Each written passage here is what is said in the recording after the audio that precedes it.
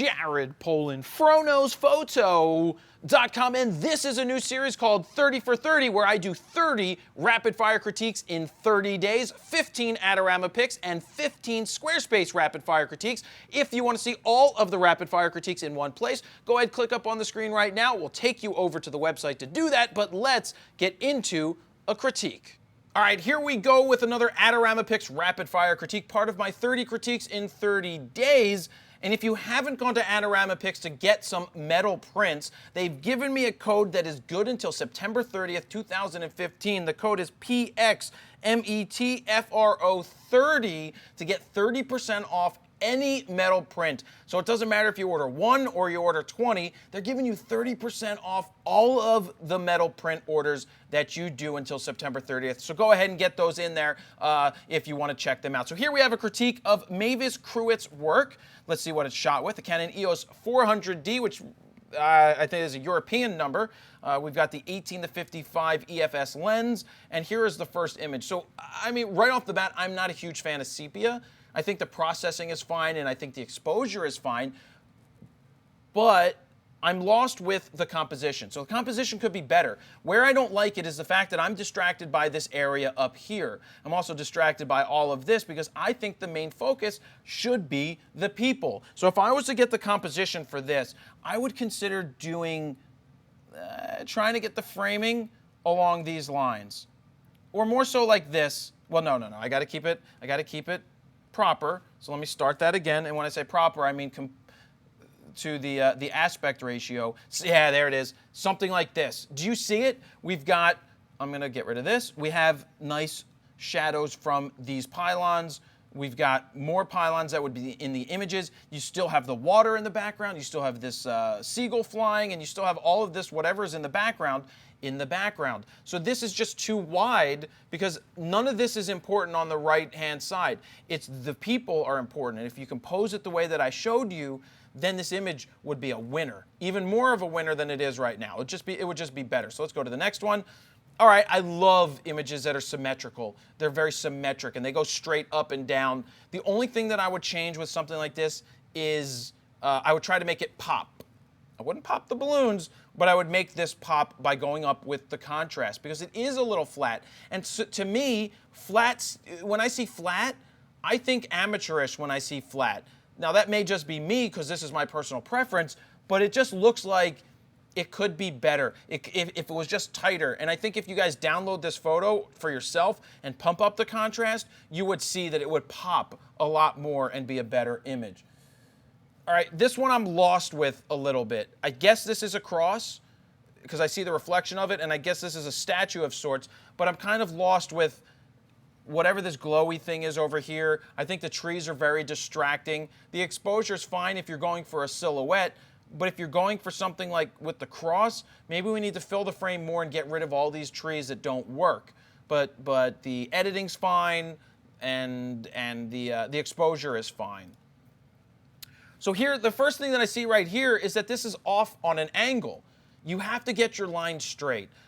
There's one thing that you'll notice from a lot of the best images is that their lines and horizons are very on point or on fleek.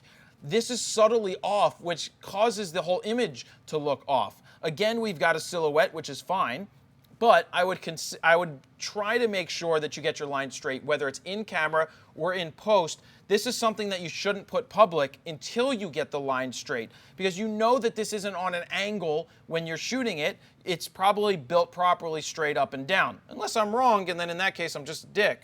But that's what I would say. And the composition, the interest in the images it's not very interesting. Boom. All right, I'm liking this. What's this shot with? 55 to 250. I love that out. Even with a 5.6 lens, you're blowing out the background. See, this is great. You've got great composition on the bird in the right spot.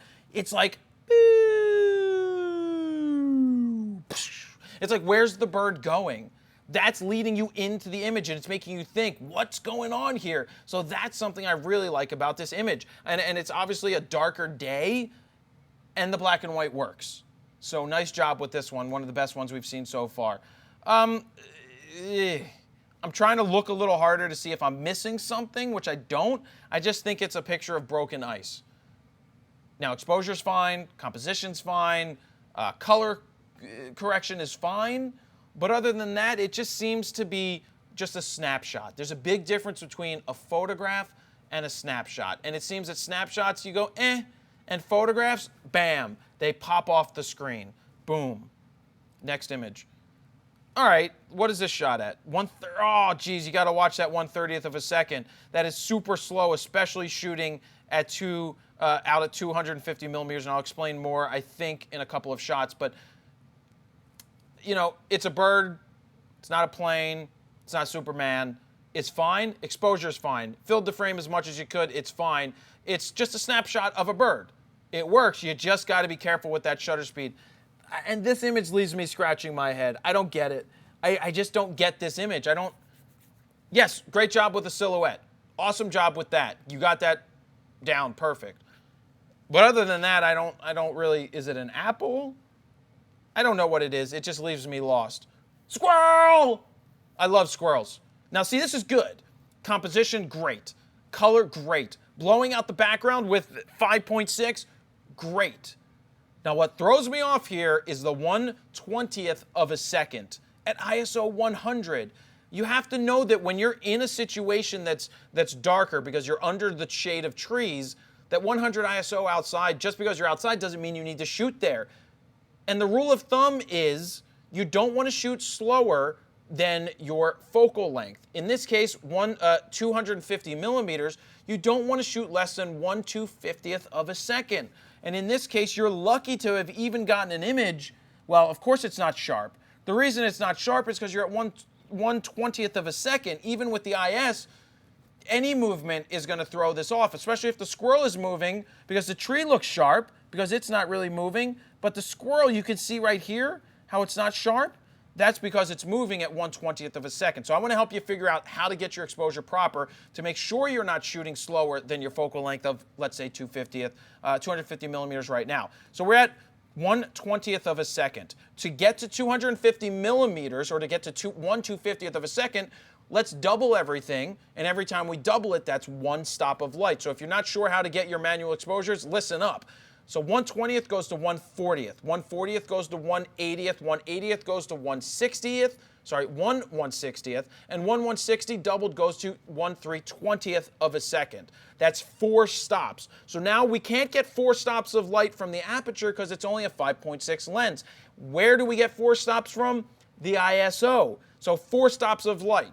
From 100 goes to 200. From 200 goes to 400. 400 to 800. And 800 to 1600. You just got the same exposure that you're looking at right here, but we went to what, 1600 ISO? You have no problem going to 1600 ISO in any camera today.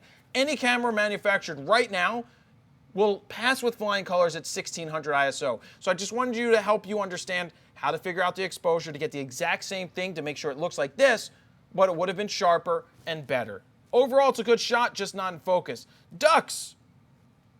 So here we have the ducks all in a row, and it's okay.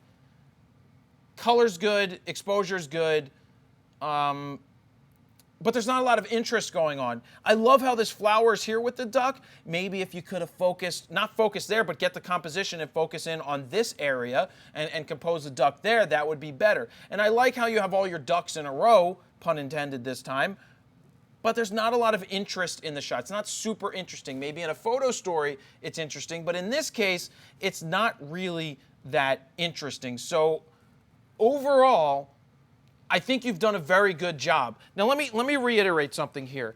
I take into consideration, I don't know who this person is. I don't know their experience level, and I have to figure that out for myself. And in this case, based off of the exposures, the camera and lenses used, I'm going to say that this is a beginner or amateur photographer, which there's nothing wrong with. So I critique it based off of that to try to give the positive reinforcements. Now, everything I say is not the gospel. Just like anybody who critiques something, they're not saying the gospel. It's personal preference, but I'm only doing this to try to help people become better photographers, or say something that strikes a chord in your brain that's like, ah, I get it, and I'm going to do that in my work next time. So I think that this photographer is doing a great job with exposures. Sure, they may not be the right exposure each time in terms of shooting at 1/20th of a second, but at least the exposures are right. They're not far off. The editing, not far off either. So they're doing a very good job, and it can only get better from there. So this is another rapid fire critique part of my 30 for 30 critiques in 30 days. If you haven't seen them all, click the link down below. You can see all of them listed on the page day after day until it ends with 30 different ones. So if you haven't checked out Adorama Picks to get your metal prints, use the code that's up on the screen right now to get 30% off your entire metal order. So if you order a ton of metal prints, imagine this. You order one metal print for $100, 30% off, you're saving $30. It's a lot of money to save, so take advantage of that. That runs until September 30th, 2015, and that is another Adorama Picks Rapid Fire Critique. Jared Polin, FroKnowsPhoto.com. See ya. To check out all the videos from this 30 for 30 series, go ahead and click up on the screen right now. It's going to take you over to the post over on FroKnowsPhoto.com, where you can see all 30 posts once they are live.